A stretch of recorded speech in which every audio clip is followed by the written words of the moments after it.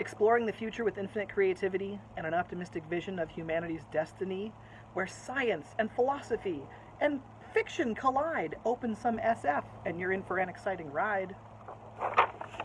Mary Shelley wrote Frankenstein by candlelight with a bottle of wine. Robert Louis Stevenson, a pretty cool guy, wrote The Strange Case of Dr. Jekyll and Mr. Hyde.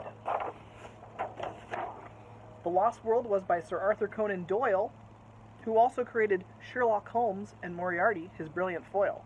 The first moon voyage, did you know? The Unparalleled Adventure by Edgar Allan Poe.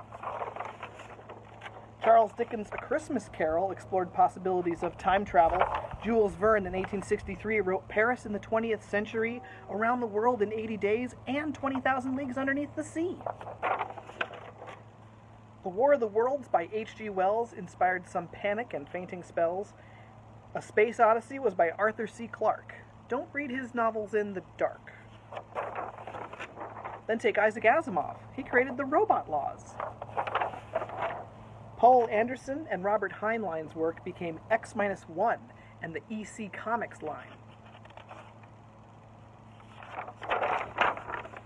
I stay awake at night. It makes me weep. Do androids dream of electric sheep? Ray Bradbury in 1950 wrote The Veldt, which proposed a holodeck and was about children killing their parents, a story that fascinated me. Ursula K. Le Guin wrote Earthsea. Octavia E. Butler wrote Bloodchild.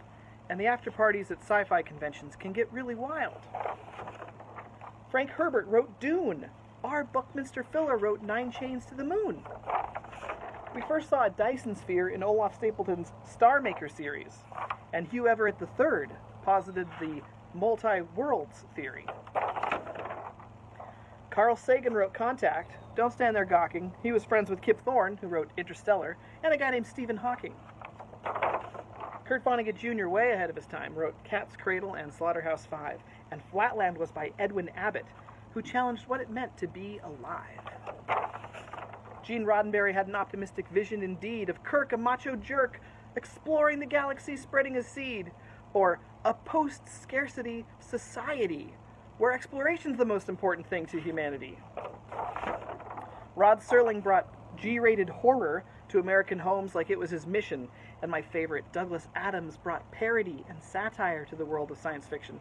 Now, this list has been a lot of old white men, I know, but there's a next generation coming, and N.K. Jemisin won the Hugo Award 3 years in a row. If you call their work derivative, if you call them a hack, I will mess you up. I will cut you in half. Science fiction authors put a smile upon my face, because science fiction authors send us to outer space.